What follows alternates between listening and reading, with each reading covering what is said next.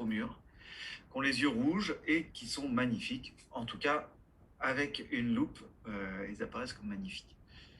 Et vous aurez, j'espère, l'occasion de vous en rendre compte l'année prochaine en travaux pratiques, puisque en 606, si vous faites la génétique en troisième année, au sixième semestre de votre licence, vous aurez l'occasion de faire des TP sur cet organisme.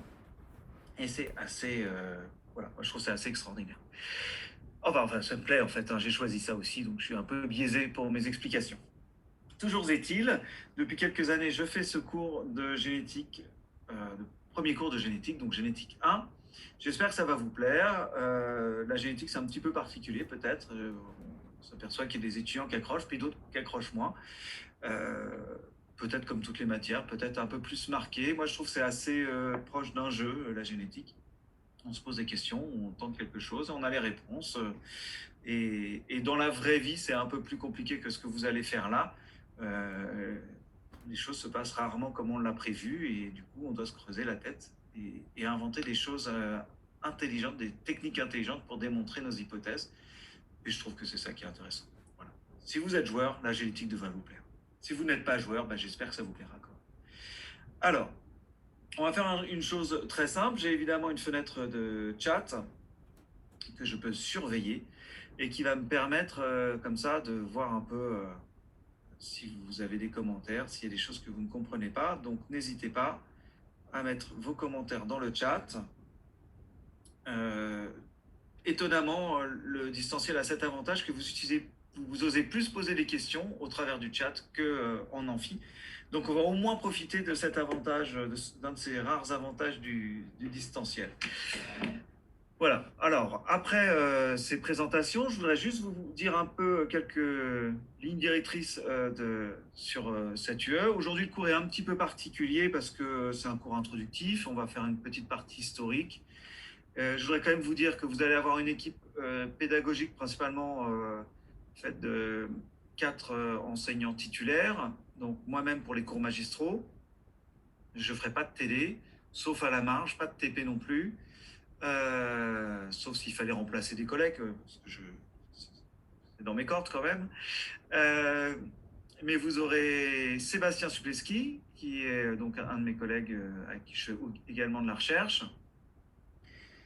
Vous aurez Madame Anne-Marie Prey, qui a un petit accent, vous l'entendrez quand elle vous parlera. Elle est d'origine colombienne, américaine et avec un de ses parents qui était suisse, donc voilà, un joyeux mélange.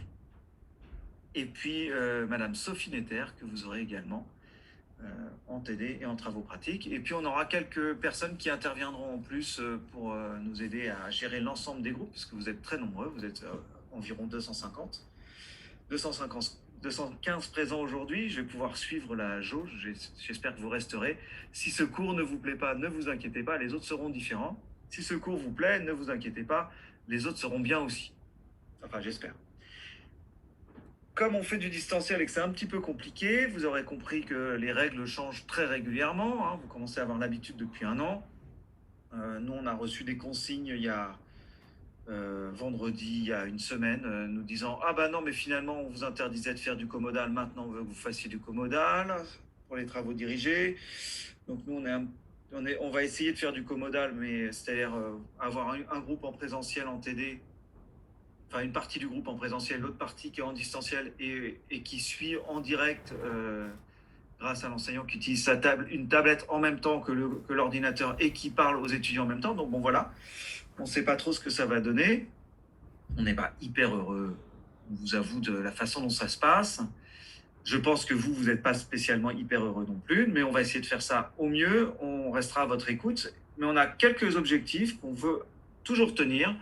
Le premier objectif, c'est que vos diplômes vaillent quelque chose, parce que ça nous semble être le plus important. Obtenir un diplôme qui vaut rien, ça ne sert à rien.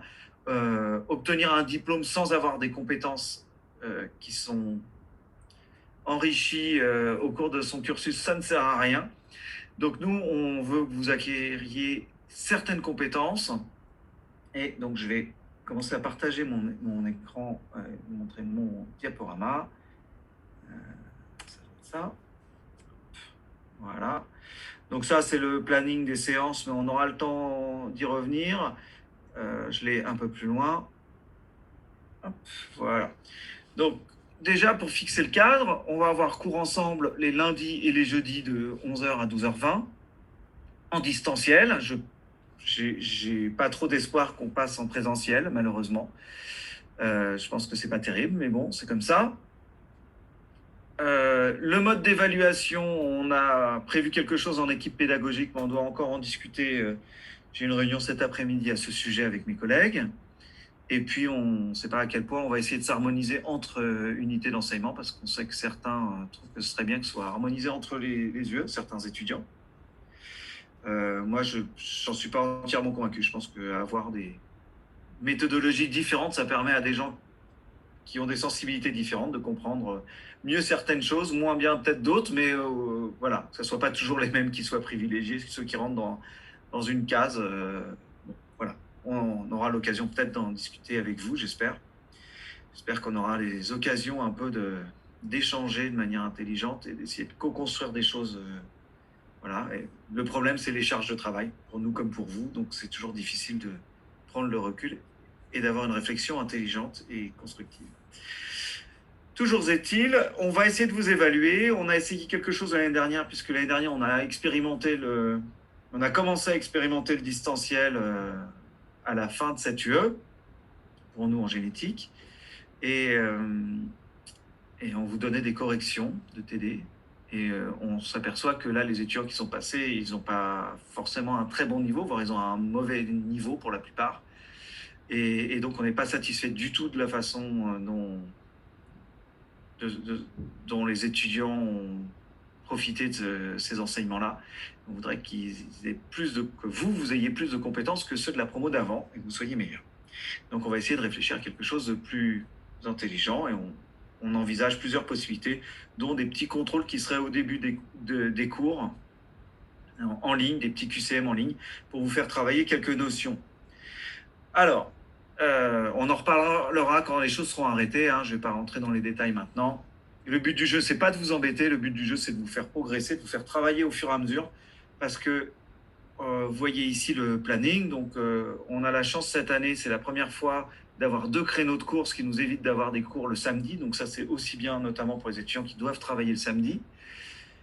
Donc, on est le 1er février. Donc, vous voyez qu'avec un peu de chance, le dernier cours serait aux alentours du 12 avril, ce qui vous permettrait d'avoir du temps pour préparer votre deuxième contrôle continu, le premier étant prévu le 1er avril, qui est une date où toutes les UE qui sont sur le même créneau ont prévu un contrôle, de manière à ce que si on peut vous faire venir en présentiel, vous veniez qu'une fois, et que vous restiez à votre place dans l'amphi, et qu'il n'y ait pas de mouvement, etc. Enfin voilà, vous connaissez la chanson avec ce coronavirus.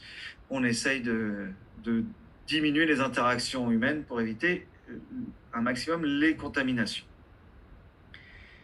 Encore une fois, nous, on subit les règles édictées d'un côté par le ministère, puis qui descendent sur l'université, etc. Donc, on va faire comme on peut. Alors, parce que du coup, je ne vois plus le chat, je ne sais pas pourquoi. C'est bizarre, je ne vois pas le chat. Bon. Donc voilà. Vous voyez qu'on a prévu des séances qui seront situées sur les créneaux de cours pour faire du rattrapage pour pour les journées fériées, donc le lundi de Pâques, ici le 5 avril. Donc les groupes qui sont censés avoir TD le lundi de Pâques, ils rattraperont le jeudi sur le créneau de cours. Et puis en mai aussi, évidemment, on a des jours fériés. Tous les mois de mai, c'est comme ça. Donc on a prévu aussi de vous faire des créneaux de TD sur les créneaux de cours. Voilà. Donc, vous les voyez qui apparaissent ici, mais évidemment, ce sera dans votre planning. Il n'y a pas de souci. Et puis, de toute façon, ce planning-là, il sera affiché. Je vous mettrai mon support de cours sur Moodle. Donc, vous aurez cette diapo-là. Et si vous posez des questions, vous pourrez revenir. Évidemment, vous pourrez aussi m'envoyer un mail. Je répondrai au mail. Mais moins vous m'envoyez de mail, moins j'ai besoin d'y répondre. Vous vous rendez bien compte que vous êtes 250 dans cette UE. À côté de ça, je dirige un master et j'interviens aussi dans d'autres UE en 3e année notamment, et puis dans d'autres masters. Donc, forcément, Je ne peux pas répondre à 1000 personnes chaque semaine. Je n'ai pas le temps. J'ai du travail aussi. Préparer mes cours, faire des cours, faire de la recherche, faire de l'administratif pour la recherche et l'enseignement et demander de l'argent pour pouvoir faire de la recherche. Donc, tout ça, ça prend pas mal de temps. Et voilà. Ceci étant dit, attaquons les choses sérieusement. Donc, nous sommes le 1er février. Bienvenue en génétique. Oui, je vous écoute. Excusez-moi, vu que vous voyez pas le chat, on demande si c'était possible que vous puissiez mettre le diaporama un peu en avance pour qu'on puisse la voir. Ouais, je vous le mettrai en avance. Alors, je veux juste vous dire, voilà, je vous le mettrai en avance et puis je mettrai des numéros de diapo parce que là, il n'y a pas de numéro de diapo, mais je rajouterai des numéros de diapo pour vous simplifier aussi la prise de notes. Merci beaucoup. Voilà, je vous en prie, merci à vous. Donc, l'objectif de cette UE, c'est que vous développiez des schémas mentaux, que vous maîtrisiez des concepts et que vous ayez des représentations simplifiées et que vous soyez capable d'appliquer ces schémas mentaux sur des exercices. Qu'est-ce que j'appelle un schéma mental? Alors, le but du jeu, en fait, c'est de transformer des connaissances en compétences. Donc ça, c'est l'application. Mais ces connaissances, ça va être les schémas mentaux. Comment fonctionne une méiose? Ça, c'est la base en génétique. La méiose, la mitose, mais surtout la méiose, c'est la base de la génétique. Comment fonctionne cette méiose et comment je peux, à partir de ma connaissance de la méiose, comprendre des phénomènes biologiques. Qu'est-ce que c'est qu'un schéma mental? Imaginons si je parle d'un atome. Les gens vont visualiser des choses différentes. Souvent, on visualise des objets Enfin, notre cerveau est fait comme ça. Si je vous parle d'atomes, certains vont voir une boule et puis un schéma avec des ellipses autour et une plus petite boule, donc l'électron qui tourne autour du noyau. C'est un schéma mental. Tout le monde sait que c'est absolument pas comme ça. Hein, depuis la physique quantique, on sait qu'il y a ces histoires de nuages de probabilité. Enfin, c'est un peu compliqué tout ça, mais on a cette notion qui reste avec un schéma, avec un dessin. Okay. Si je vous parle de viking, vous allez voir un gars avec un casque, avec des cornes, une grande moustache, éventuellement il peut être roux, et une hache, et un bouclier en bois, et éventuellement un dracard. On a des schémas mentaux okay, qui sont simplifiés, qui sont en partie faux, et on le sait, mais qui nous aident à appréhender le monde. Hein, votre cerveau, il ne peut pas analyser tout ce qu'il y a autour de vous. Autour de moi, j'ai 3 écrans, j'ai plein d'arbres, voilà, des oiseaux qui passent de temps en temps. Mon cerveau, il va se concentrer sur les choses qui sont importantes, c'est-à-dire la tâche sur laquelle je suis, etc.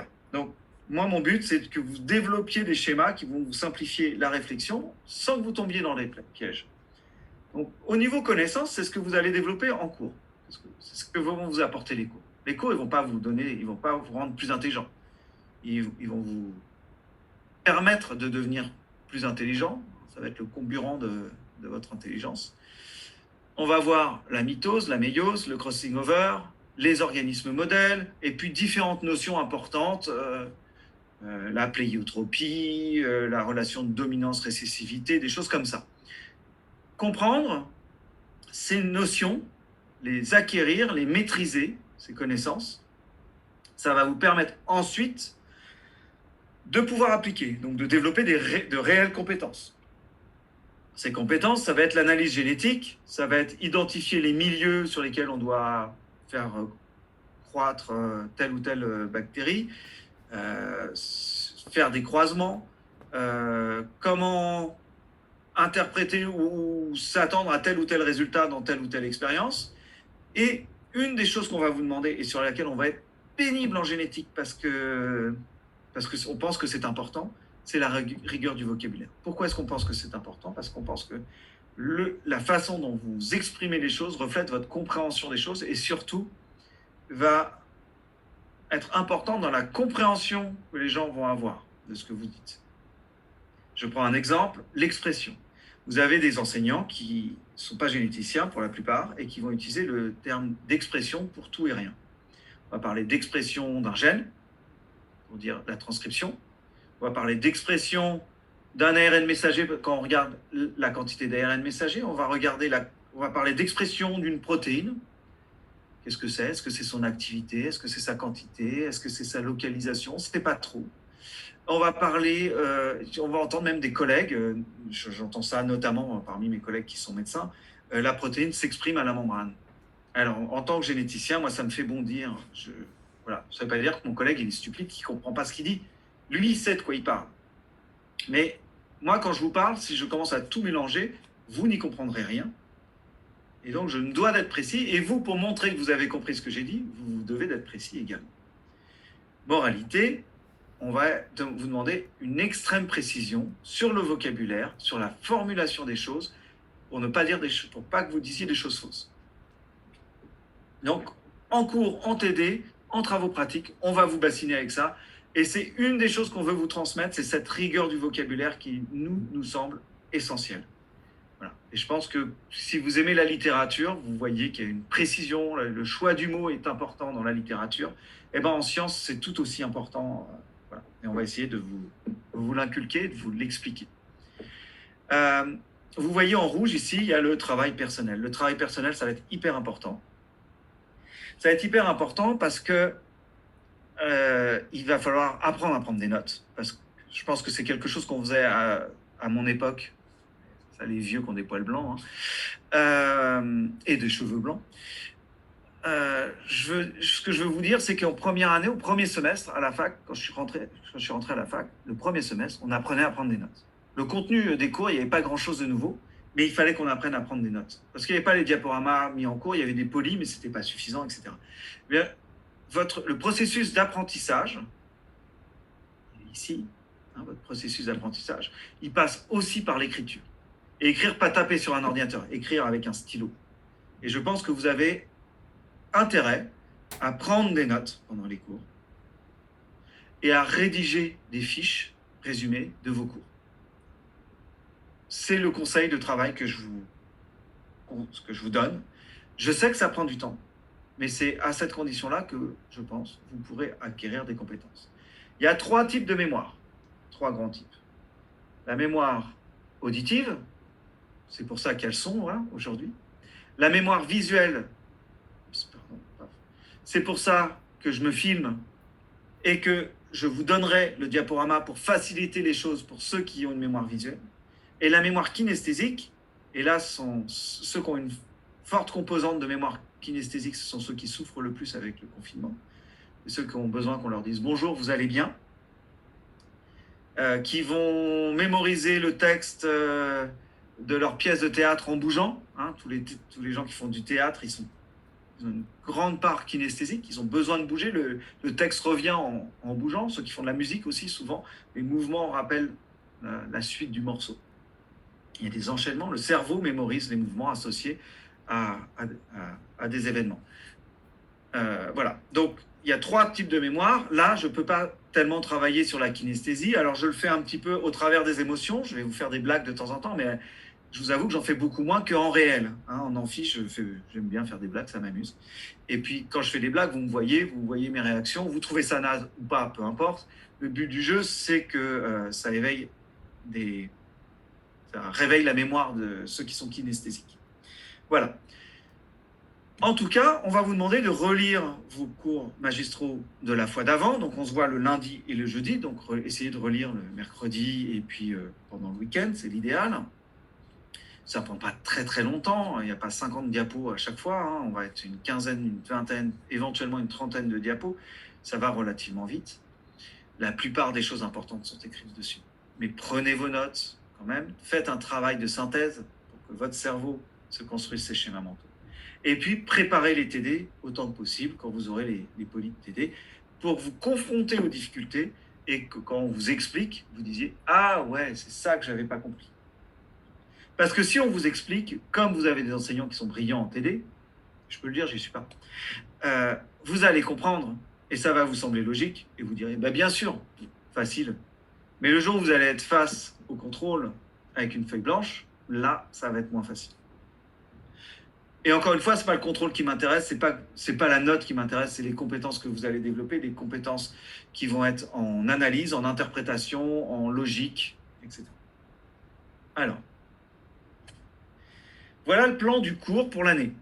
On va parler de la sélection des mutants, de la théorie chromosomique de l'hérédité et de la ségrégation de 2, de l'analyse de la recombinaison génétique, des mutants du métabolisme, de la complémentation fonctionnelle, de l'interprétation des effets de dominance et récessivité, c'est-à-dire qu'est-ce qui est à la base de cette dominance ou récessivité, le côté moléculaire.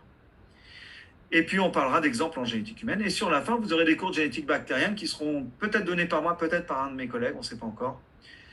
On verra. Mais aujourd'hui, on est sur l'introduction, donc on va rester sur cette introduction. Alors, ce que j'aimerais bien, je ne comprends pas pourquoi je ne vois pas. Je vais arrêter le partage un instant, voilà, histoire de voir le diaporama. C'est très bien les blagues, je vais essayer de vous en faire quand même alors.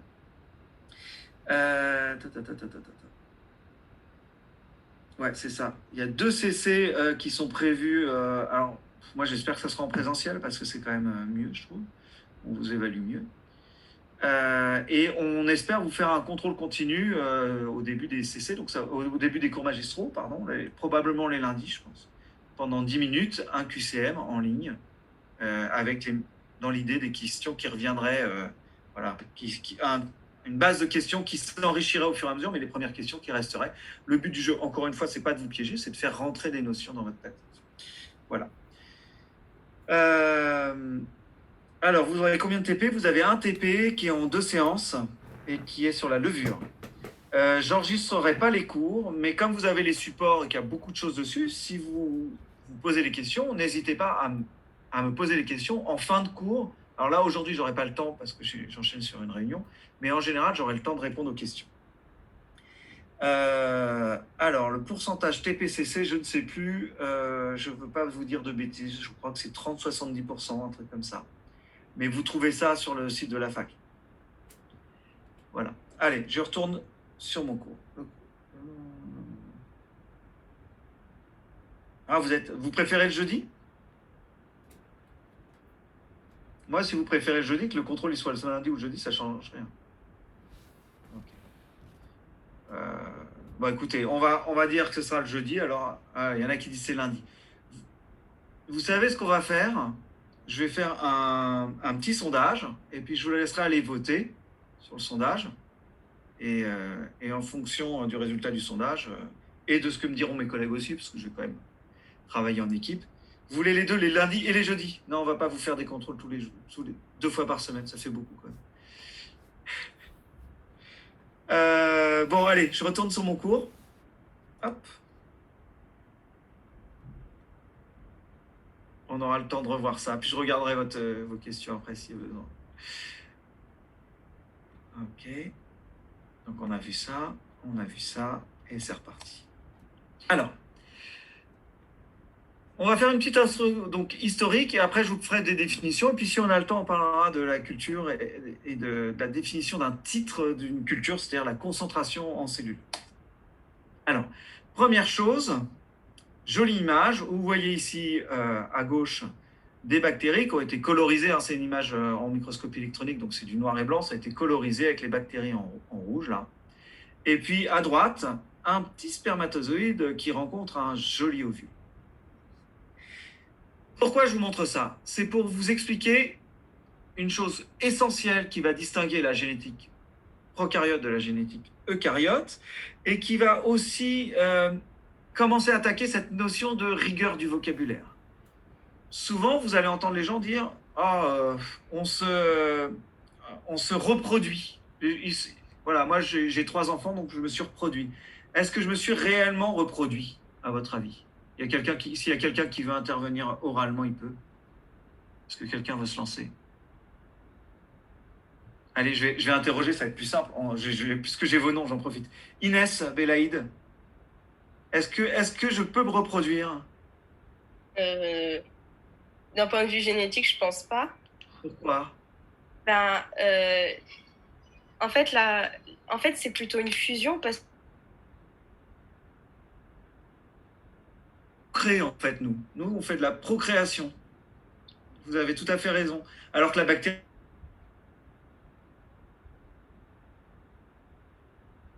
équivalent d'une mitose. Alors si c'est une levure, elle peut faire une mitose et elle va se reproduire. Effectivement, elle va faire 2 cellules qui seront identiques. Vous avez raison Inès, merci. Donc effectivement, c'est la distinction entre reproduction et procréation. Nous, quand on a des enfants, ils ne nous ressemblent pas et c'est généralement tant mieux. Pour eux, moins. Okay. Autrement dit, hein, une cellule bactérienne en donne 2, alors que nous, il faut 2 cellules pour donner un individu. Alors, 2 cellules un peu différentes, mais ça veut dire qu'il y a une importance égale du père et de la mère chez les organismes qui ont une reproduction sexuée comme nous et qui ont des sexes. Importance égale du père et de la mère qui n'existe pas tellement dans les proverbes, les expressions classiques qu'on entend quand on dit le papa il a mis la graine dans le ventre de la maman. Ça veut dire quoi, le papa il a mis la graine dans le ventre de la maman? Ça veut dire que le papa il a donné tout le matériel génétique, puis la maman c'est un champ qui sert à planter la graine, point barre. Or c'est pas ça du tout la génétique humaine. La génétique humaine c'est la moitié du matériel génétique qui vient du père, la moitié de la mère, on prend ça, on secoue bien, hop, et un orangina. Non, un enfant. Ok? Donc, cette notion, vous pourrez le dire quand vous entendrez quelqu'un qui parlera de graines ou quand vous aurez des enfants et que vous lirez ça dans des livres et vous direz à vos enfants, c'est faux. Ce livre ment, comme beaucoup de livres d'enfants. Donc, la petite graine. Alors, si on remonte sur un point de vue historique, donc c'est le seul cours où je vous ferai de l'histoire. Après, je vous parlerai plus d'histoire, j'en parlerai toujours un petit peu, mais ça sera saupoudré. Là, c'est un gros cours qui s'appuie sur l'histoire. Pour vous montrer que les notions évoluent au cours du temps, qu'on affine un peu nos connaissances. Rien n'est figé. Les spermatistes, qui œuvraient au XVIIe siècle, et puis ça a duré à peu près 200 ans, avaient cette théorie de l'emboîtement avec l'homoncule. Voilà, c'est quelqu'un qui avait vu dans un microscope un spermatozoïde et il avait cru voir un petit être humain à l'intérieur. Ok ? J'imagine ça, c'était plutôt le noyau. Et du coup, il s'est dit, ah, mais à l'intérieur d'un spermatozoïde, il y a un petit être humain. Mais donc, si c'est comme ça qu'on se reproduit, ça veut dire qu'à l'intérieur de ce petit être humain, dans ses testicules, il y a un autre petit être humain et à l'intérieur de lui, il y en a encore un autre, etc. Donc en fait, on a un emboîtement, c'est comme les poupées russes, mais avec des testicules à la place, des boîtes. Et du coup, ils avaient prévu la fin du monde, parce qu'au bout d'un moment, l'être humain il était tellement petit que c'était plus possible, quoi. Donc voilà, il restait tant de générations avant que ça soit la fin de l'humanité.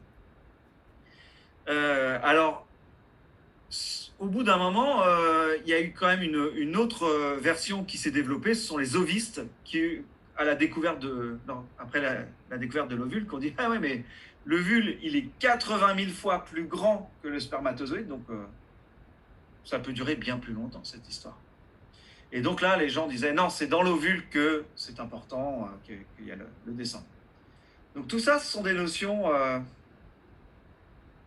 qui peuvent paraître ridicules maintenant, mais qui ne l'étaient pas spécialement à l'époque. Voilà, c'était une théorie parmi plusieurs théories. Et cette notion d'avoir déjà un être humain déjà existant de manière précédente, ça préexistait déjà depuis l'époque des Grecs anciens. Hein. C'était pas tout nouveau à la moitié du XVIIe siècle. Voilà. Et vous voyez donc là les dessins de Nicolas Hartzucker qu'il avait fait à l'époque, en 1695, pour expliciter cette pensée. Okay. Alors, puisqu'on a dit que le père et la mère, ils avaient une importance égale, il se pose 2 questions. Première question, comment expliquer que les enfants ne sont pas la moyenne de leurs parents? Deuxième question, comment expliquer qu'on n'homogénéise pas au cours des générations la population? Puisqu'on fait la moyenne, en faisant la moyenne de tous les êtres humains, à la fin, on devrait tous se ressembler. C'est la grande question, en fait. C'est le problème associé à la génétique. Comment est-ce qu'on peut expliquer que les enfants ne sont pas la moyenne de leurs parents? Et ça, il va falloir attendre très longtemps pour le comprendre. Alors, la base de la génétique, c'est l'étude des hybrides.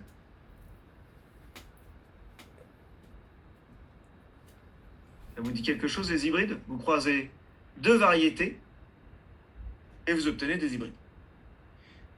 Et un des grands problèmes,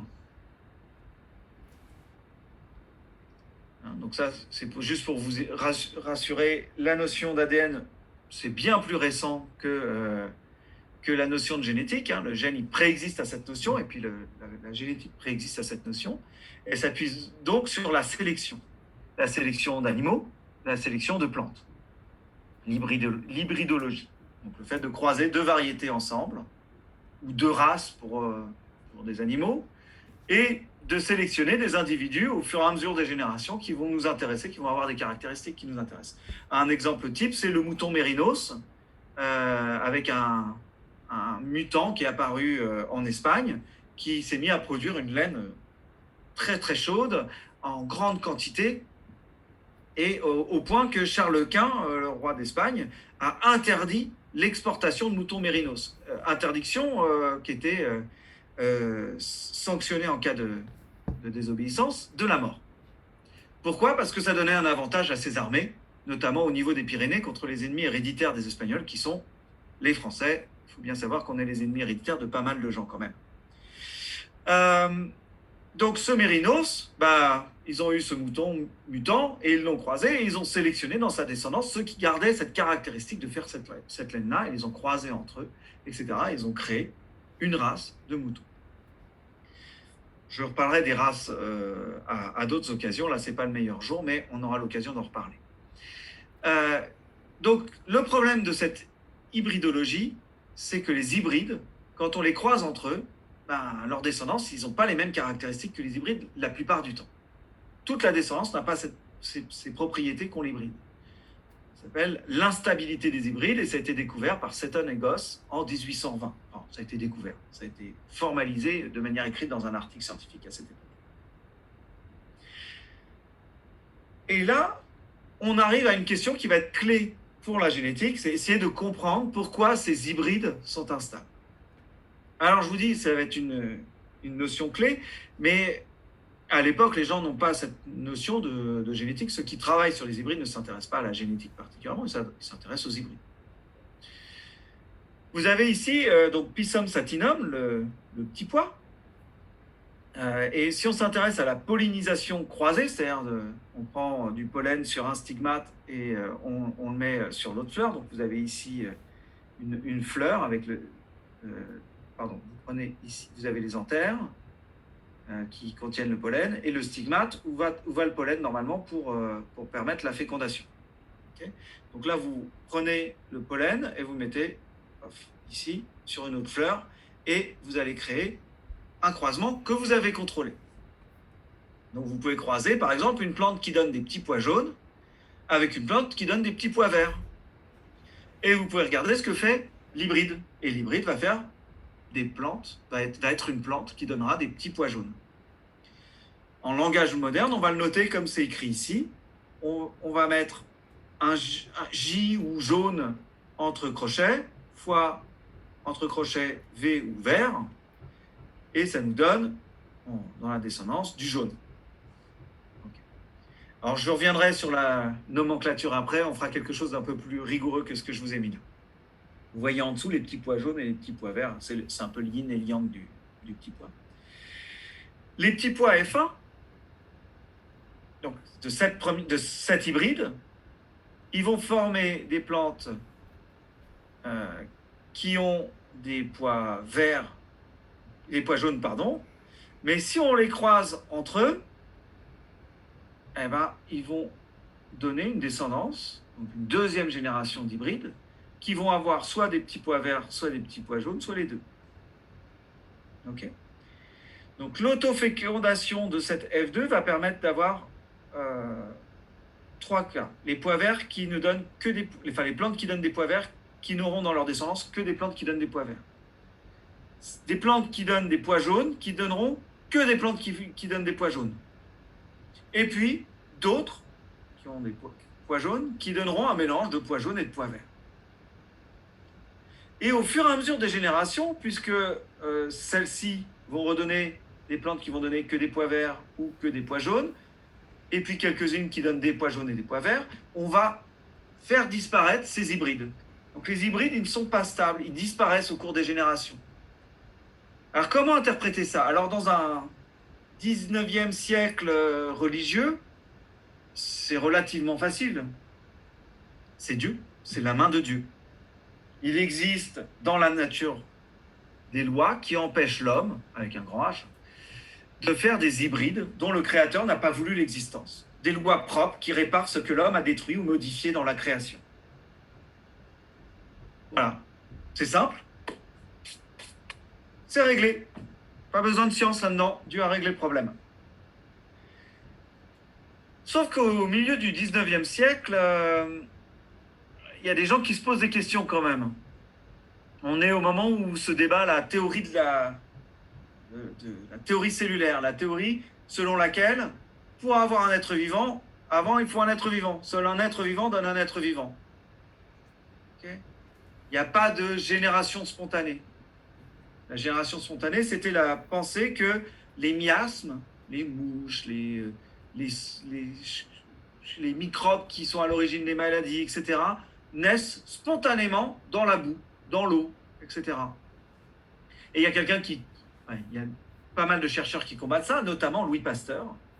Et Louis Pasteur, en 62, il va faire une première démonstration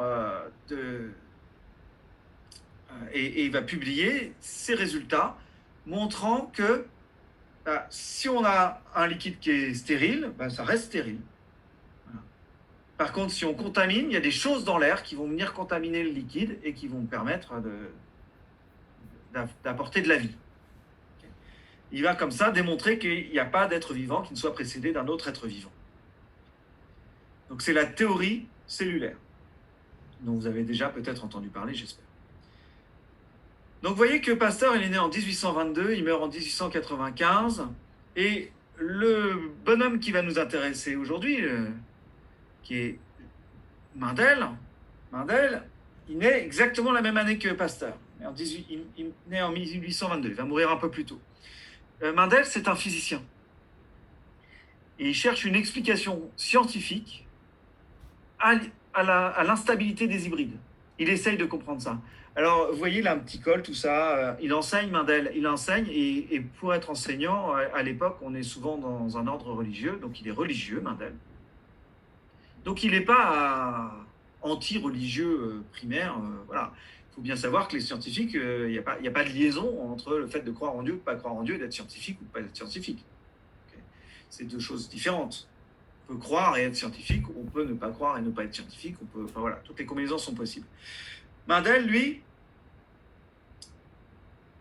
il étudie ça. Et en 1866, donc 4 ans après la démonstration de Pasteur sur la théorie cellulaire, il va publier ses résultats. Quels sont-ils? Eh bien, quand on croise différentes plantes entre elles, différentes variétés d'une plante, donc là, on reprend notre petit pois. Là, on a des petits pois jaunes ridés et des petits pois verts lisses. Quand on les croise ensemble, quand on croise les plantes qui donnent ces petits pois ensemble, on va obtenir des hybrides. Et on peut prédire les résultats qu'on va observer chez ces hybrides et dans la descendance de ces hybrides. Alors, première chose, donc, il s'intéresse aux plantes à fleurs. Ça. On s'intéresse donc au processus de formation des cellules sexuelles qui vont donner la graine à l'issue de la fécondation. Les apports parentaux équilibrés.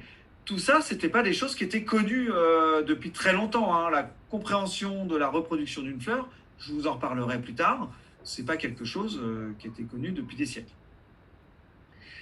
Donc pour Mendel, il y a 2 grands types de gamètes. Il y a les gamètes grand A et puis les gamètes petit a.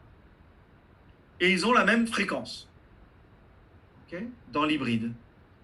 Donc il va faire un tableau de gamètes. Ce qu'on va vous demander de faire régulièrement dans le cadre des TD, puis je vous en ferai moi en cours. Donc ces tableaux de gamètes, ils nous prédisent qu'il va y avoir un quart de plantes qui vont donner des petits pois verts et 3/4 de plantes qui vont donner des petits pois jaunes. Et il va valider ça, et il va le faire sur différentes espèces. Alors il y a des suspicions de triche, parce qu'il y a des plantes où il a trouvé des résultats un peu trop parfaits pour être honnête, mais la démonstration n'a jamais été faite clairement. Donc voilà. Toujours est-il, ce qu'il a prédit de manière générale, ça fonctionne. Il n'y a pas trop de soucis. Alors, prenons un exemple un peu plus compliqué que juste vert ou jaune pour le petit pois. On va s'intéresser à des petits pois jaunes et lisses, donc c'est pas celui-là, et des verts éridés. Et on veut obtenir des hybrides. Par exemple, des verts et lisses et des jaunes éridés. Qu'est-ce qu'on fait? On croise ces plantes qui donnent des petits pois jaunes et lisses ou verts éridés, et on s'aperçoit que tous les descendants donnent des petits pois qui sont jaunes et lisses. On parlerait de dominance. Okay, jaune est dominant sur vert et lisse est dominant sur rugueux. Okay, ou on parle de récessivité, on va dire que rugueux est récessif par rapport à lisse et vert est récessif par rapport à jaune. Mais ces hybrides, donc, ils ne sont pas stables. Alors, ils ne sont pas stables. C'est-à-dire, qu'est-ce qu'il nous dit, notre ami Mendel? Ah, il ne dit pas ce que j'ai prévu. Ah oui, c'est une diapo après. Excusez-moi, j'avais oublié que j'avais modifié. Il nous dit que ce ne sont pas les phénotypes qui sont transmis. Ce sont des choses qui sont dans la plante, qui sont transmises et qui sont responsables de ces phénotypes. Le phénotype, c'est l'apparence. Lui, il ne parle pas de phénotype. Il mélange le vocabulaire, il n'a pas la même précision que nous, il n'avait pas encore les connaissances qu'on a. Il parle de caractère, lui. On parlera de caractère, mais de manière un peu différente. Et il dit, derrière une apparente unité, un seul phénotype, une apparence, il y a deux objets génétiques. Pardon, deux. Et c'est ça, la pensée clé du travail de Mendel. Okay. Donc si on le fait de manière simple sur la couleur, on a l'allèle grand J qui donne la couleur jaune et petit j qui donne la couleur verte. Les petits pois au départ, c'est des souches dites pures. Je vous donnerai aussi la définition tout à l'heure d'une souche pure. Donc ils sont tous pareils. Donc ils sont homozygotes, ils ont deux copies jaunes, grand J, et les verts, ils ont deux copies de petit j. Ils font des gamètes qui ne vont avoir qu'une seule copie. Et quand ces gamètes vont se rencontrer, ça va nous donner des hybrides F1 qui vont être grand J sur petit j. Et quand je vais croiser ces hybrides entre eux, donc la première génération, first generation, je vais avoir quoi? Je vais avoir ce tableau de gamètes avec soit la femelle donne grand J, soit elle donne petit j, et le mâle, soit il donne grand J, soit il donne petit j. Donc ça me donne une chance sur 2 pour chaque transmission, donc une chance sur 4 pour chacune des 4 cases de mon tableau, qui me fait bien 100%.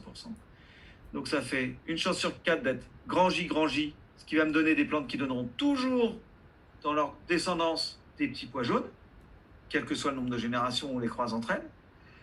Des petits j qui sont les seuls qui donnent des petits pois verts, qui elles aussi ne donneront que des petits pois verts dans des générations qui suivent.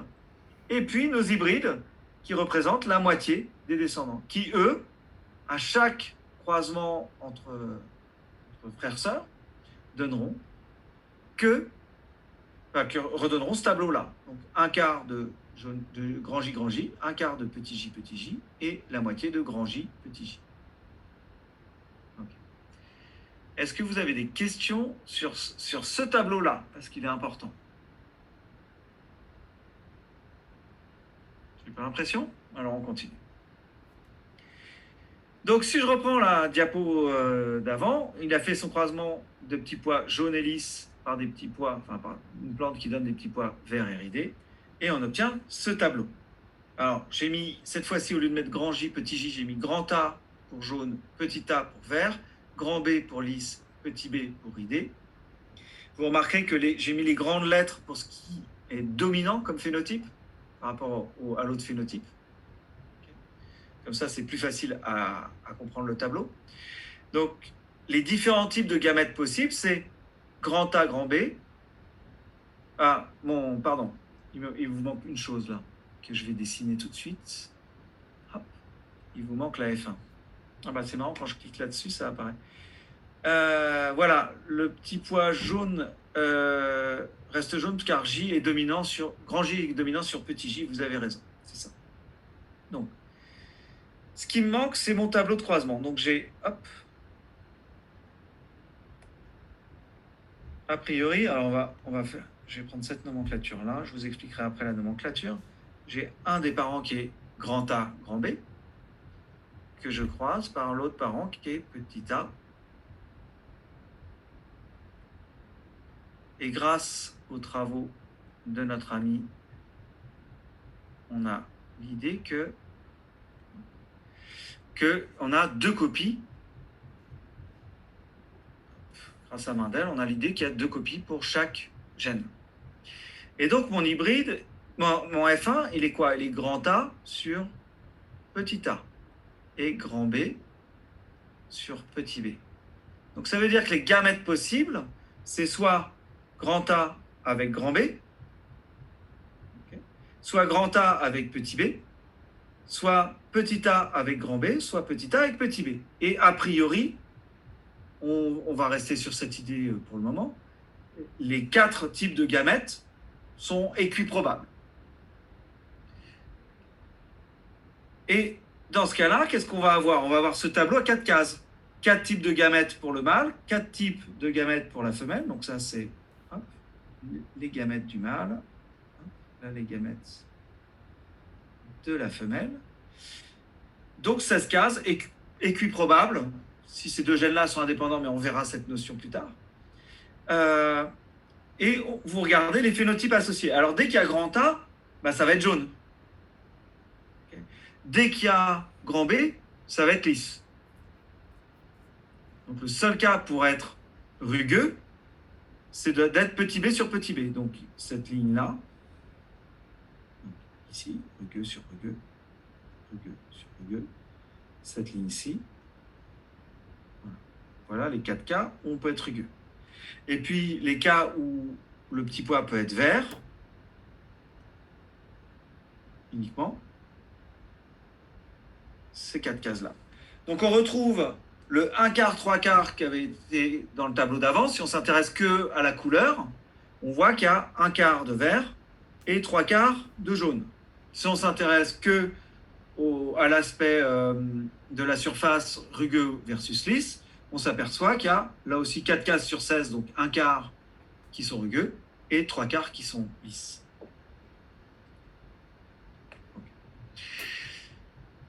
Donc, voilà ce tableau. Et qu'est-ce qu'on voit? C'est que les seuls qui vont être capables de faire des hybrides qui vont être stables, c'est les deux cases qui sont surlignées, où on est grand A sur grand A, petit b sur petit b, ou petit a sur petit a, grand B sur grand B. Okay? L'hybride, il a récupéré une caractéristique de... ces hybrides stables, il va avoir récupéré une caractéristique d'une des souches et l'autre caractéristique de l'autre souche. C'est le but de ces croisements. Faire de l'amélioration de variété. Avoir une vache, vous avez une vache qui produit beaucoup de lait, une autre qui est sensible à une maladie, une autre qui est résistante à la maladie, mais qui produit pas beaucoup de lait. Vous les croisez ensemble. Alors, il faut plutôt un taureau avec une vache, sinon ça marche pas bien. Donc, un taureau de cette race et une vache de l'autre, vous leur faites faire des petits et vous sélectionnez dans la descendance ceux qui vont produire beaucoup de lait et qui vont être résistants à la maladie. Okay? C'est ça le but. C'est pour ça que ça a été fait. Okay? C'est vraiment dans un principe d'amélioration, entre guillemets, des espèces. Ce terme d'amélioration d'espèces, c'est un peu une notion moderne, mais la sélection par l'agriculteur, c'est quelque chose qui a des milliers d'années, voire 10 000 ans. Je vais effacer ce que j'ai écrit là. Hop. Okay. Et on va passer à la suite. Donc ça, c'est juste pour illustrer l'intérêt des travaux de Mendel. Mais Mendel, lui, il s'est arrêté à cette histoire-là, quoi. Je me fais les hybrides. Voilà, et je sais comment... je n'ai pas compris pourquoi ces deux-là sont les mieux. Ah, je dis pas qu'ils sont mieux. Je dis si je veux avoir des petits pois verts et ridés ou des jaunes et lisses, eh ben, je peux croiser des jaunes rugueux par des verts et lisses et sélectionner des petits pois qui vont avoir les caractéristiques qui m'intéressent. Là, c'est pas forcément mieux, mais c'est les travaux qu'a fait Mendel pour essayer de comprendre ce qui se passait, en termes d'instabilité, ce qui pouvait expliquer l'instabilité des hybrides. Alors, votre question est judicieuse, Audrey, et c'est la même que Maëlle. Pourquoi ces deux-là sont stables? Parce que regardez leur génotype. Et leur génotype, c'est quoi? Celui qui est ici surligné en jaune, il est grand A sur grand A, petit b sur petit b. C'est-à-dire que quand vous le croisez avec ses descendants, vous croisez ses descendants entre eux, ben ils seront toujours grand A, petit b. Il n'y a que ça. Il n'y a jamais l'allèle petit a, jamais l'allèle grand b. Celui-ci, le vert, celui qui est surligné en vert, donc il est petit a, grand B, et il est homozygote, donc là aussi, il y a zéro variabilité. Ils sont tous les gamètes sont pareils. Il ne fera que des gamètes petit a, grand B, alors que celui qui est surligné en jaune, il ne fera des gamètes que grand A, petit b. Alors que si vous en prenez un autre qui est instable, prenons celui-ci là, hop. Celui qui est ici, qui a le même phénotype, son génotype, c'est petit a sur petit a, mais c'est grand B sur petit b. Okay, il y a un grand B qui vient d'ici et le petit b qui vient de là. Donc celui-ci, quand vous le croisez avec d'autres individus qui ont le même génotype, eh ben, ça va vous redonner éventuellement des grands B sur grand B. Okay, donc ça sera lisse. Mais éventuellement, vous allez avoir des petits b sur petit b, donc qui donneront un phénotype ridé. Donc du coup, c'est pas stable. Alors, pour être stable, effectivement, il faut une homozygosie. C'est exactement ça. Alors, grand A, grand B, homozygote, et petit a, petit b, homozygote, ce sont mes individus de départ. Hein. Okay. Celui-là, il est grand A, homozygote, grand B, homozygote. Et celui-là, il est petit a, petit b. Si j'y arrive. Évident d'écrire avec ça. J'essaierai de passer la prochaine fois avec une tablette. Voilà. Exactement. C'est ce que vous dites, Zoé. Vous dites c'est mal dit, mais c'est clair au moins. Exactement. C'est stable car tous les descendants vont avoir le même génotype qu'eux et donc le même phénotype. Exactement ça. Alors, si on prend VR, il n'est pas stable. Effectivement, si on prend le phénotype VR, celui-ci, quel est le génotype? Si, c'est stable, pardon. C'est stable, mais c'est parental. C'est pas un hybride. Un hybride, c'est que je prends une caractéristique d'un parent et l'autre de l'autre parent. Ok. Et celui-ci aussi est stable. Voilà. Les deux extrêmes du tableau, ils sont stables. Okay. Mais ce sont les parentaux. Okay. Parental. Il est identique aux parents. Et celui-ci aussi. Vous voyez, c'est bien parce qu'en cours, vous ne faites jamais ces réflexions-là, presque jamais. C'est pas mal en fait. Il y a au moins un truc où c'est bien de vous voir, de ne pas vous voir, pardon. Acte manqué, hein, parce que ça me manque de ne pas vous voir quand même. Hein. Enfin, ça me manque de ne pas vous voir, ça m'embête. Voilà, je vais le dire de manière plus claire, excusez-moi. C'est quand même bizarre d'enseigner devant un ordinateur. C'est pas très sympa. Allez, j'efface ces dessins et on continue si ça vous va. La sélection ne s'arrête pas à la première génération, si j'ai bien... Alors, voilà, exactement. C'est à la deuxième génération, on commence à avoir des individus qui sont intéressants. Et c'est ceux-là qu'il va falloir croiser entre eux pour réussir à avoir quelque chose de stable. On verra en troisième année, justement, en BI 606, la création de variétés, en prenant les plantes comme exemple, mais c'est évidemment à peu près la même chose pour plantes et animaux. Alors, il y a un peu moins de problèmes éthiques avec les plantes. C'est le grand avantage. Ok. Alors. Donc, quel est l'impact de Mendel? Eh bien, d'abord, c'est nul. Voilà. C'est-à-dire les travaux de Mendel, ils vont être lus par beaucoup de gens, notamment les hybrideurs, ceux qui font ces hybrides, qui vont s'y intéresser, qui vont reconnaître ces travaux. Mais voilà, ça s'arrête là. En fait, depuis von Linné, vous connaissez Linné, celui qui a fait la classification des noms d'espèces, espèces et genres, hein, Homo sapiens, Gallus gallus pour la poule, Mus musculus pour la souris commune, Ratus norvegicus, etc. Depuis Linné, on considère les hybrideurs, ceux qui s'intéressent à ces hybrides, comme des fixistes, c'est-à-dire des gens qui nient la notion d'évolution.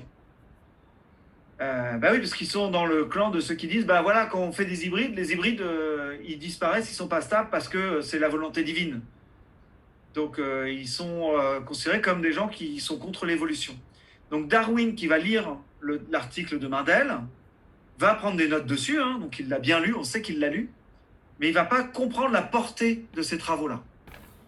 Donc, Darwin, vous le voyez là, Darwin qui lui aussi avait son père qui était pasteur et qui a grandi dans la religion, qui était très croyant, hein, parce qu'on a cette notion de gens qui sont très religieux, qui refusent la notion d'évolution. Pourtant, c'est des gens très religieux qui ont créé cette notion d'évolution. Donc, il faut, voilà. Encore une fois, pour casser un peu les stéréotypes. Donc, il n'a pas compris la portée, mais bon, on va pas critiquer. Personne à l'époque n'a compris la portée. Qu'est-ce qu'il va falloir pour comprendre la portée de ces travaux? Eh bien, il va falloir comprendre, avoir les choses sous les yeux, en fait, avoir un peu...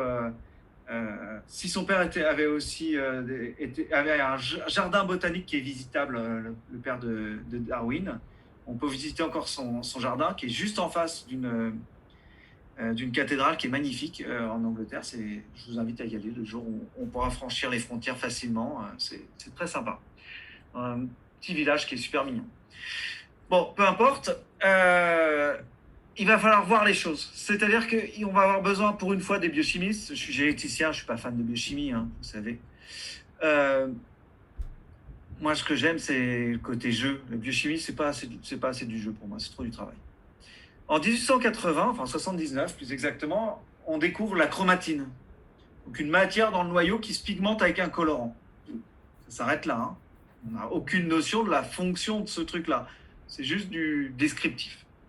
Puis 3 ans plus tard, on met en évidence la mitose, avec le dédoublement et la condensation de la chromatine sous forme de bâtonnets, donc ce qu'on appelle nous les chromosomes, qui se répartissent entre les 2 cellules filles. Là, il commence à y avoir quelque chose quand même. Là, on se dit, c'est marrant ce truc-là.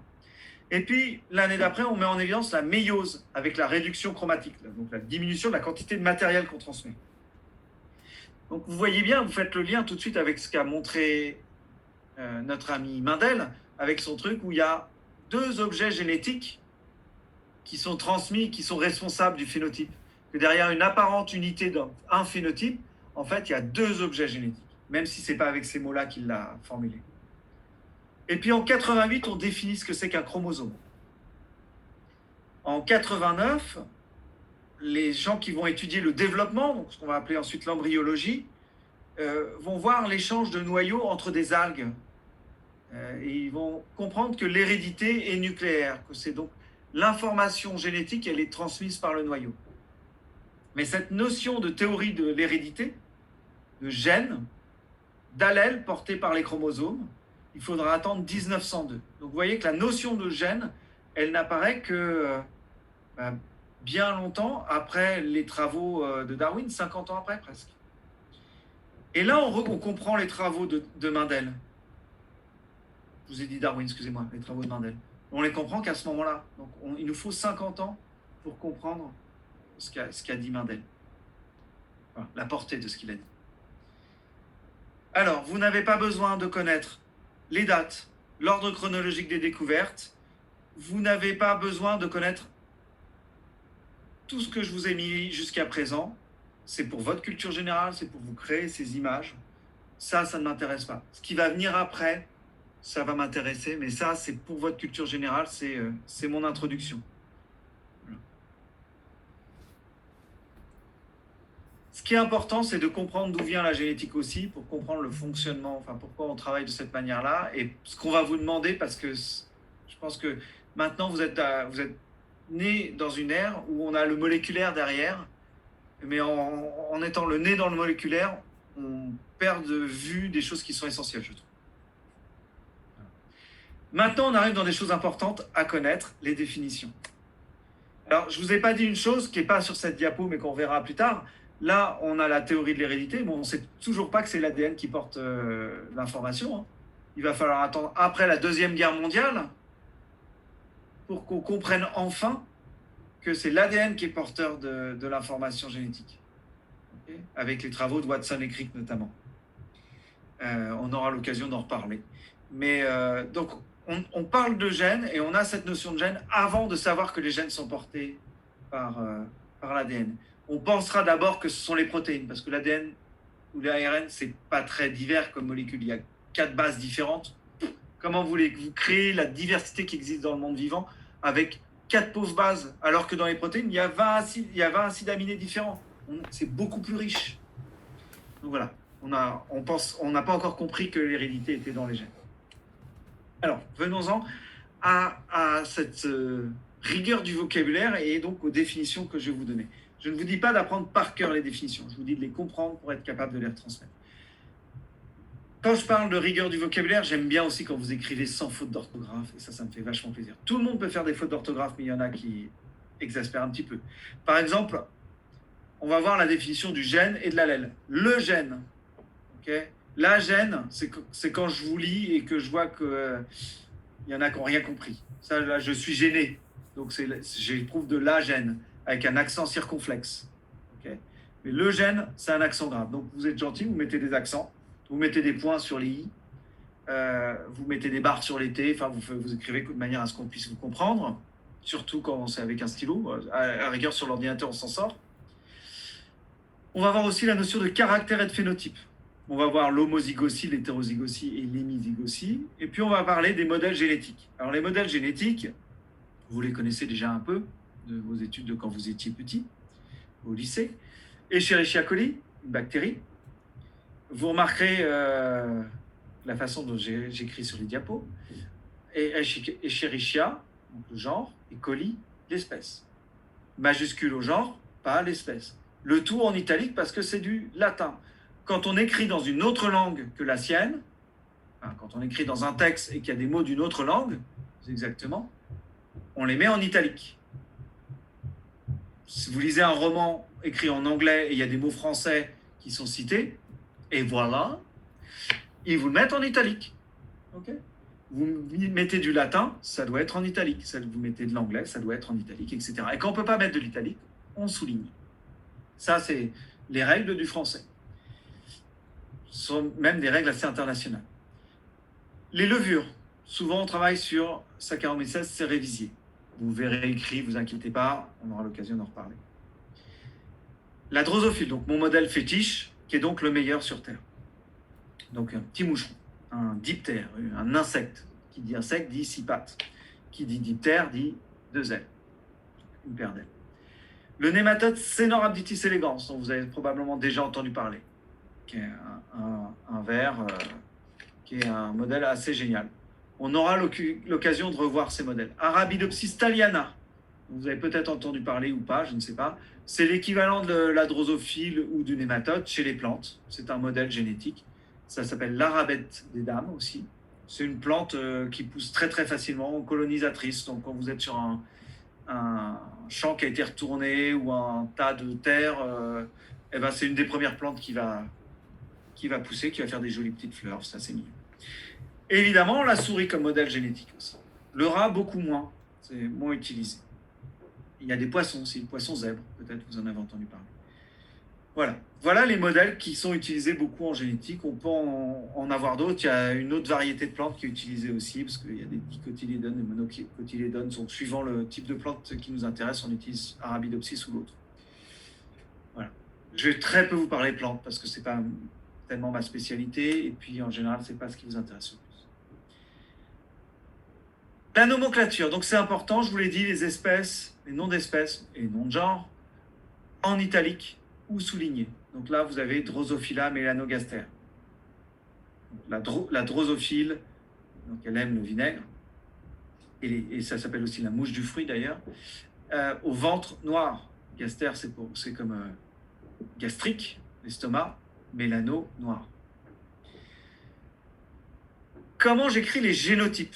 Donc tout ce qui est en rapport avec des gènes, tout ce qui est un objet génétique, ça doit être en italique. Et on va séparer ce qui est sur 2 chromosomes différents par un point-virgule et ce qui est sur un même chromosome par une virgule. Donc je dis 2 loci. Vous pouvez dire 2 locus, c'est admis. Un locus des loci, normalement, c'est du latin.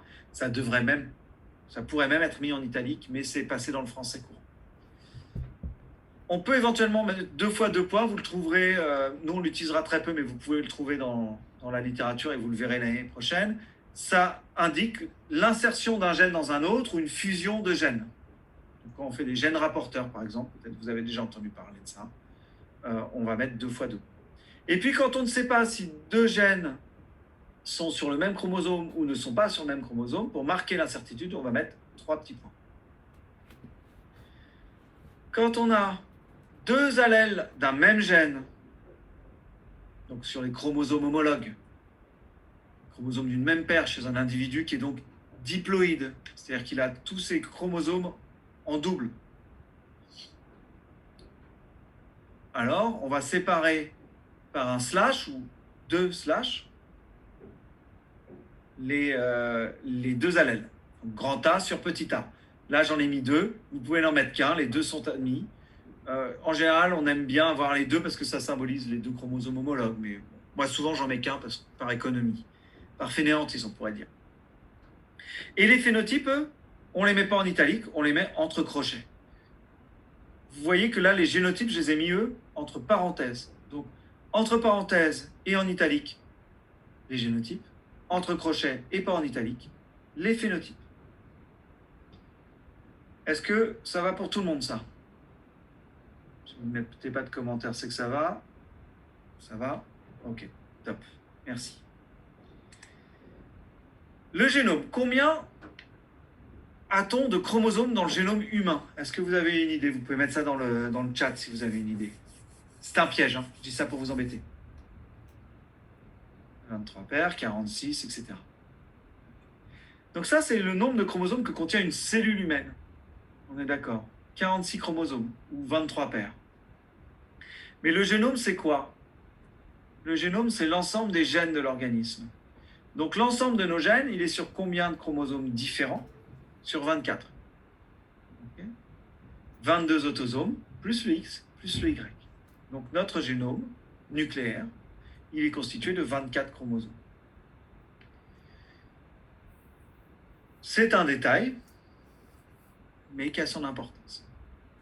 On distingue donc les autosomes des chromosomes sexuels. Ces chromosomes sexuels, on peut aussi les appeler les hétérosomes, hétéros parce qu'ils sont différents, comme hétérologue ou homologue, ou gonosomes. Les 3 noms différents pour les chromosomes sexuels. Vous devez les connaître, vous devez savoir ce que c'est qu'un autosome, un hétérosome, un chromosome sexuel ou un gonosome. C'est essentiel parce que quand vous allez lire la littérature scientifique, vous allez avoir tous ces termes qui vont être utilisés. Et nous, quand on va vouloir décrire des choses, eh ben, on va pouvoir les utiliser aussi, ces différents termes. On ne va pas toujours dire les hétérosomes. Souvent, d'ailleurs, on dira les chromosomes sexuels. On fera au plus simple. Mais vous pouvez trouver gonosome ou hétérosome. Donc là, ce qu'on voit, c'est une description macroscopique des chromosomes, qui sont des chromosomes condensés. On ne les retrouve pas comme ça dans la cellule. En plus, c'est des chromosomes pour lesquels on a une chromatide. Okay. On va les retrouver. On ne retrouve pas ces chromosomes-là dans cet état-là au cours de la mitose ou n'importe quand dans la méiose. Ok. Donc passons aux définitions qui sont importantes. Il nous reste 8 minutes, donc on va essayer de finir cette partie définition dans ces 8 minutes. Le caractère, qu'est-ce qu'un caractère? Un caractère, c'est un aspect ou une propriété biologique, évidemment, parce qu'on s'intéresse à la biologie, qui peut être analysée. Par exemple, la présence de cheveux. On peut être chauve ou chevelu. On pourrait parler de la couleur des cheveux aussi.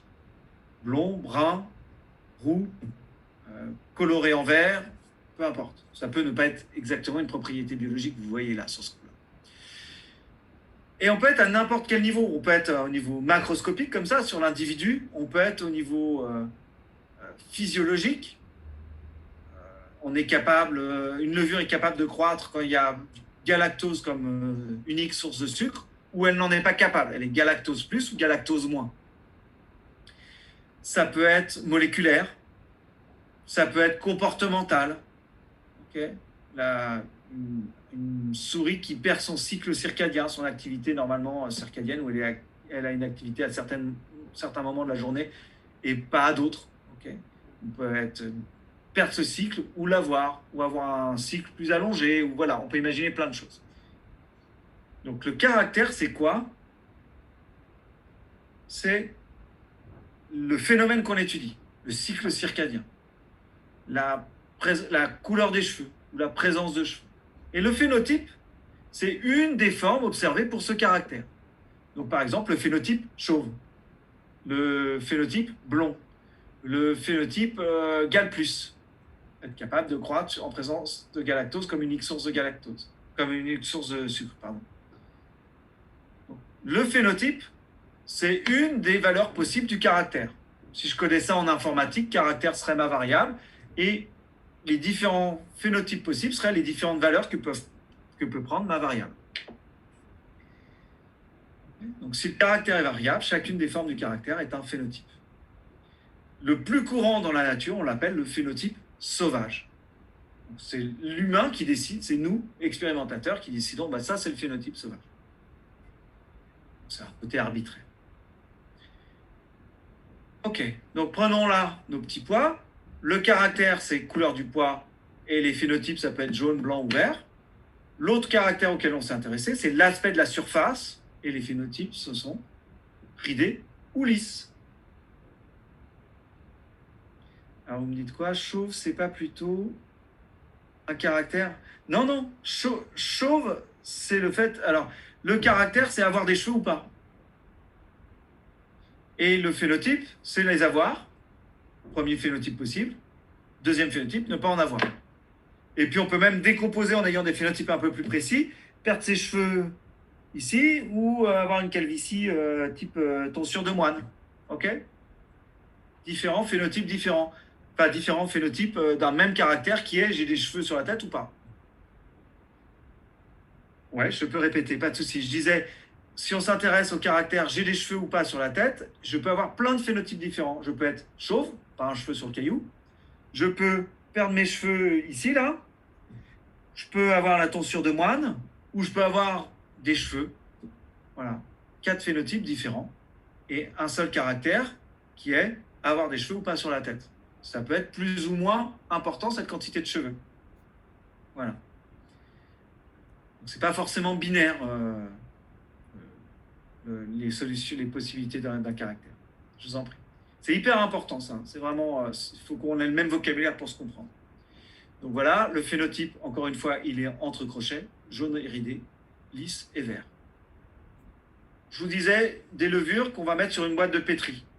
Sont-ils capables de métaboliser le galactose pour survivre et proliférer ces cellules? Sont-elles capables de le faire? Si oui, elles seront Gal+. Et puis si, quand on les étale, ces levures sur un milieu qui a que du galactose comme sucre, et qu'elles ne sont pas capables de former des colonies, alors on dira qu'elles sont Gal-. Okay. Et puis, à un niveau moléculaire, les gens qui sont porteurs de la mucoviscidose, ils peuvent être porteurs d'une délétion de la phénylalanine 508 qui va provoquer cette pathologie. Ce n'est pas la seule mutation, mais c'est une des mutations les plus courantes, malheureusement, dans la mucoviscidose. Donc, si je m'intéresse au phénotype associé, on peut s'intéresser, je suis malade ou pas, auquel cas je vais avoir le phénotype mucoviscidose ou je n'ai pas le phénotype mucoviscidose, je suis le phénotype sain. Et je peux aussi avoir un phénotype au niveau moléculaire qui est je suis porteur de la délétion de cette phénylalanine en position 508 du du canal chlore CFTR, ou je ne suis pas porteur de cette délétion. Donc, phénotype delta F508, là c'est un phénotype moléculaire. Je vais le caractériser en m'intéressant à la séquence génétique ou à la séquence de la protéine. Okay. Donc vous voyez que tout ça, ce sont des phénotypes qui sont caractérisés soit à un niveau macromoléculaire, au niveau d'un tissu, au niveau d'un organisme entier, au niveau d'une cellule ou au niveau d'une séquence d'ADN, par exemple, ou d'une séquence protéique. Maintenant, le gène et l'ALN. Le gène, c'est quoi? Un gène, c'est la séquence du génome qui est nécessaire à la synthèse d'un ou plusieurs produits. Et cette séquence, elle est portée par un acide nucléique, un ARN ou un ADN. Je dis un ARN ou un ADN parce que vous avez des virus qui ont des gènes. Et il y a des virus à ARN. Donc ces virus à ARN, ils ont quand même des gènes. C'est une définition, comme je vous l'ai mis ici, qui est très simple, qui date des années 60. Des définitions des gènes, il y en a plein. Mais je pense que celle-là, c'est la plus simple à appréhender et elle a tout son sens. Alors le caractère, c'est être malade ou non de la mucoviscidose. Et les phénotypes possibles, c'est être sain ou avoir la mucoviscidose. Alors tout le monde a le gène, Audrey. Tout le monde a le gène qui code CFTR. Mais on a un allèle sauvage ou un allèle mutant qui conduit à l'apparition de la pathologie. Mais tout le monde a le gène. Vous voyez pourquoi en génétique on est très sensible à la formulation? Parce que quand on regarde dans les médias, on n'a que des formulations comme celle que vous venez de faire qui n'ont pas de sens biologique puisque tout le monde a les mêmes gènes à peu près. Hein. C'est rare d'avoir il y a des délétions, mais elles sont relativement rares. Par contre, comme on a tous des allèles différents de nos gènes, comme on a beaucoup de différences entre nos allèles, eh ben, on va avoir des phénotypes différents. Même pour les espèces. Alors, je ne sais pas très bien quelle est ta question, Audrey, je vais essayer de la reformuler. Est-ce que la question est, est-ce que les autres espèces ont le même gène CFTR? Ben, écoutez, on a un équivalent de CFTR du gène codant CFTR chez la drosophile. Donc, s'il y a chez l'insecte et qu'il y a chez l'homme, il y a chez tous les insectes et chez tous les mammifères, très probablement. Voilà. Et on a un modèle de drosophile que Sébastien Supleski est en train de développer au laboratoire de CFTR, de mucoviscidose. Voilà. Après, ça ne veut pas dire que c'est les mêmes symptômes, évidemment. Donc, comme le phénotype était au caractère, on a l'allèle et le gène. L'allèle, c'est une des différentes formes du gène. C'est une séquence particulière du gène qui peut porter une délétion, qui peut porter une mutation, etc. Les cellules haploïdes, elles vont avoir un allèle par gène de l'espèce, et les cellules diploïdes, elles vont avoir 2 allèles de chaque gène. Okay? Enfin, de chaque gène autosomique. Par contre, pour les gènes qui sont portés par le chromosome X et qui ne sont pas portés par le chromosome Y, il n'y aura qu'un seul allèle de ces gènes. Okay? Chez les hommes, évidemment. Chez les femmes, il y aura 2 allèles. Donc, pour revenir à ça, si les 2 allèles sont identiques, les allèles qui sont chacun portés par un chromosome homologue, alors on dira que l'individu est homozygote.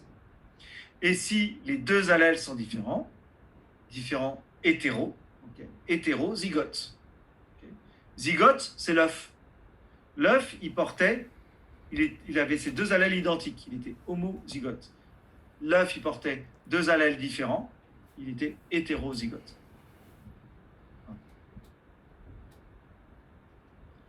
Donc, petit exercice, et on va finir là-dessus. Il va falloir remplir ce texte à trous. Les gouvernent les héréditaires. Alors, c'est quoi? Du coup, je lis quand même pendant que vous lisez le texte. Du coup, on ne peut pas avoir de gène sans allèle ni de caractère sans phénotype.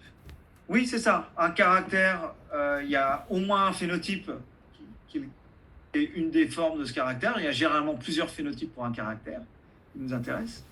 Et un gène, il y a plusieurs allèles possibles. Okay.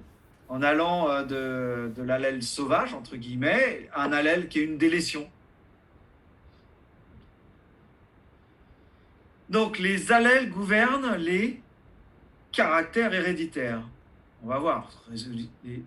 Eh non, les gènes gouvernent les caractères héréditaires. On l'a là, le allèle. Les allèles de ces gènes confèrent les phénotypes possibles pour ces caractères. Si ça, vous avez du mal là-dessus, vous réfléchissez et puis on en reparle jeudi, hein, vous n'hésitez pas. La mutation d'un gène transforme un allèle en un allèle différent. Et la variation phénotypique d'un caractère génétique est la conséquence de la variation génotypique, c'est-à-dire allélique. Donc attention, ne dites pas un caractère est gouverné par un gène. Okay. Ça sera faux. Je veux pas ce genre de formulation. Hein. Les gènes gouvernent les caractères héréditaires. Voilà. Et on commencera la semaine prochaine. Je vais m'arrêter là parce que je suis déjà en retard. On va parler des souches et des races pures. Et puis vous allez voir, on va parler d'Escherichia coli, de Saccharomyces cerevisiae, et on partira directement sur un peu ce qu'on fait en laboratoire, les dilutions, la mutagénèse, et on pourra parler de ce que c'est qu'un gain de fonction phénotypique. Voilà. Je vais reprendre juste vos commentaires. Je ne vais pas pouvoir répondre aux questions là parce que malheureusement j'ai une réunion sur laquelle je vais enchaîner, mais on pourra en parler de vos différentes questions là. Les allèles de ces gènes confèrent les phénotypes. Là, ça c'était bon. Alors, je vais déjà discuter avec mes collègues cet après-midi pour voir comment on fait. Et si je fais un sondage, je le mettrai sur l'espace BI 406. Okay. Et va falloir que je discute avec mes collègues justement du poids de chacun des contrôles dans la moyenne. Voilà, je ne vais pas donner mon avis parce que je ne veux pas me dédire après. Est-ce que ce serait possible d'enregistrer les cours ? Vous pouvez enregistrer de votre côté, je ne peux pas avoir contrôle, mais moi, je n'enregistrerai pas les cours. Vous avez culture générale en même temps le jeudi ? Ok. Ok, dans mon sondage, je demanderai combien il y a de personnes aussi qui ont culture générale le jeudi, alors. Je vais mettre les diapos en ligne, oui, je vous fais ça dans la journée. Voilà. Bonne journée à vous tous. Merci pour votre attention. J'espère que le cours vous a plu. Et j'espère surtout que la suite va vous plaire et que ça vous apportera beaucoup. Ah voilà, il y a quelqu'un qui a enregistré, il va créer un document, vous voyez. Vous inquiétez pas.